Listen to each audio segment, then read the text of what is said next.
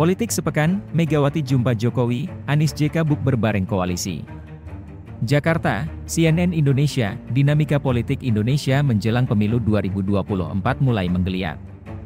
Pelbagai pertemuan elit politik hingga proses membentuk koalisi partai politik untuk mengusung calon presiden, capres, jelang Pilpres 2024 belakangan ini kerap kali dilakukan. Rentetan peristiwa di kancah perpolitikan nasional selama sepekan terakhir telah dirangkum cnnindonesia.com. Megawati dan Puan Maharani temui Jokowi di Istana. Ketua Umum PDI Perjuangan Megawati Soekarnoputri dan Ketua DPP PDI Perjuangan sekaligus Ketua DPR RI Puan Maharani bertemu Presiden Joko Widodo, Jokowi, di Istana baru-baru ini. Megawati menemui Jokowi di Istana Merdeka Jakarta pada Sabtu 18 Maret lalu selama 3 jam. Kemudian, disusul oleh Puan pada Jumat 24 Maret lalu. Baik Megawati dan Puan disebut-sebut saling membicarakan soal pemilu 2024 bersama Jokowi. Sekjen PDIP Hasto Kristianto mengatakan pertemuan antara Megawati dan Jokowi saat itu membahas arah masa depan bangsa hingga agenda strategis kebijakan luar negeri.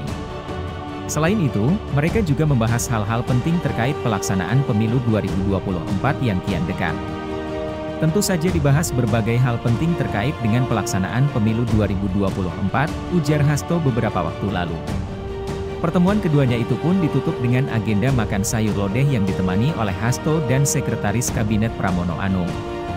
Sementara itu, pertemuan antara Puan dan Jokowi juga membahas mengenai sejumlah rancangan undang-undang yang akan dibahas DPR bersama pemerintah. Puan mengatakan kehadirannya di istana tidak hanya sebagai Ketua DPR, tetapi juga petinggi PDIP.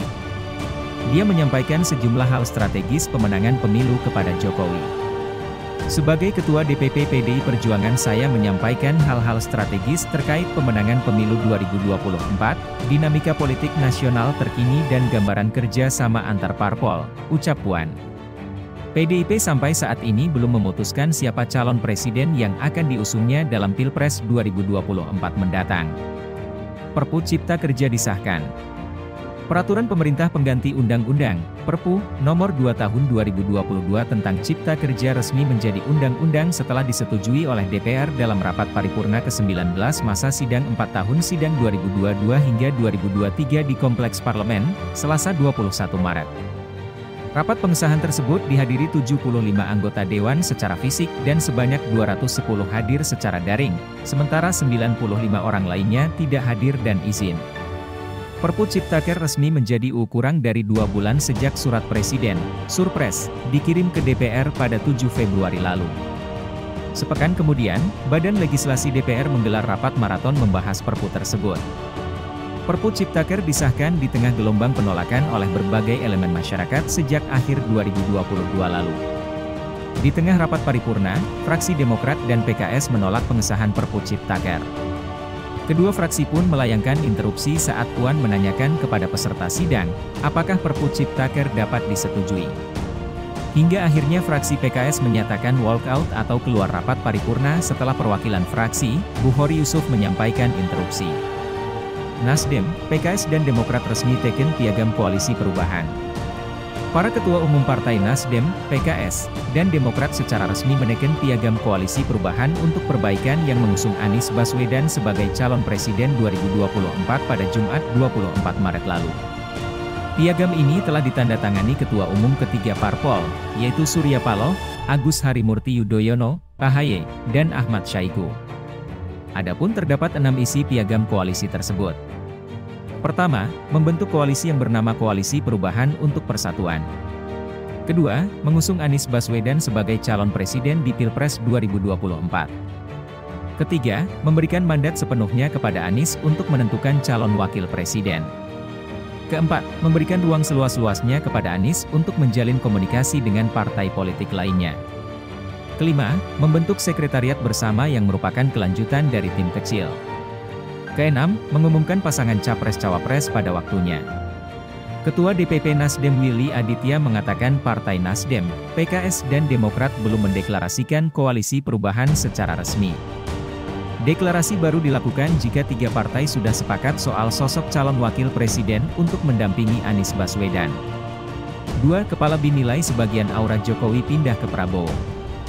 Kepala Badan Intelijen Negara, BIN, Budi Gunawan melontarkan pernyataan kontroversial lantaran menyebut aura Presiden RI Joko Widodo, Jokowi, telah berpindah ke Menteri Pertahanan Prabowo Subianto. Pernyataan itu disampaikan ketika dirinya, Jokowi dan Prabowo menghadiri peresmian Papua Youth Creative Hub di Jayapura, Selasa 21 Maret lalu. Budi mengatakan selama ini Prabowo telah menganggap Jokowi sebagai gurunya. Budi lalu mendoakan Prabowo untuk pemilu 2024. Kita semua mendoakan untuk Pak Prabowo semoga sehat, lancar, dan sukses dalam kontestasi pemilu 2024, Budi. Pernyataan ex-Jenderal Polisi Bintang 4 itu turut mendapatkan kritikan, terutama dari kalangan politikus lain. Sementara itu PKS, yang 2 pilpres terakhir selalu berada di kubu Prabowo, mengingatkan dengan keras agar Budi Gunawan tak berpolitik selama masih di pucuk kepemimpinan BIN. Alih-alih ikut bersuara yang menjurus terlibat politik praktis, Bank justru didorong untuk melaksanakan mandat undang-undang untuk menjaga keamanan lewat deteksi dini, salah satunya dengan menjamin keamanan dan kelancaran pelaksanaan pemilu 2024. Safari PBB ke PPP, Golkar hingga PKB.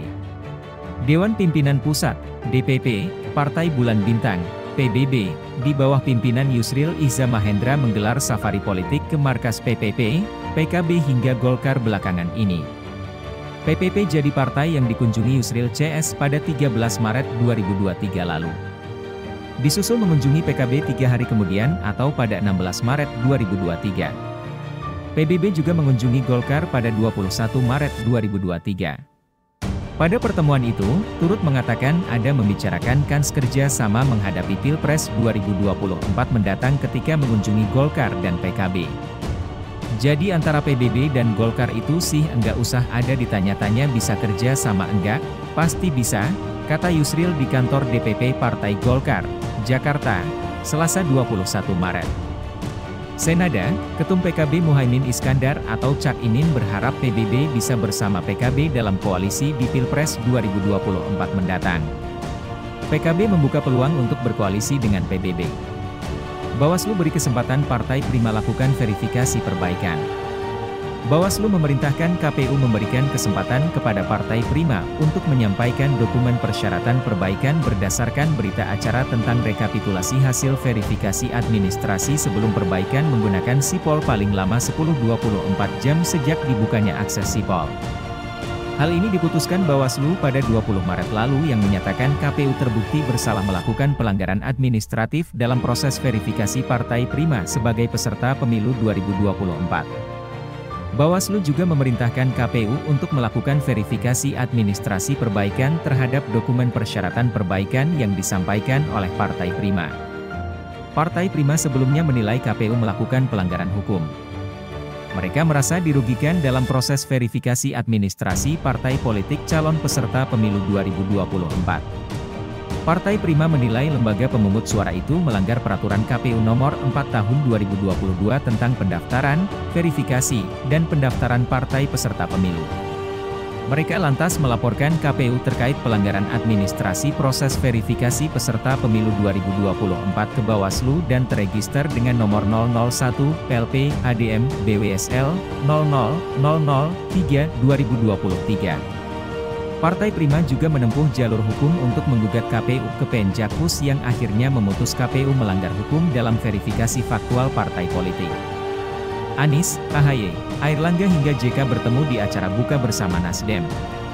Ketua Umum Partai Golkar Airlangga Hartarto, Baswedan, Ketua Umum Partai Demokrat Agus Harimurti Yudhoyono, AHY, Sekjen PKS Abiy Bakar Al-Habsyi hingga mantan Wakil Presiden Jusuf Kalla, JK, bertemu di kantor DPP Nasdem dalam acara buka puasa bersama Nasdem Tawar, Gondangdia, Jakarta.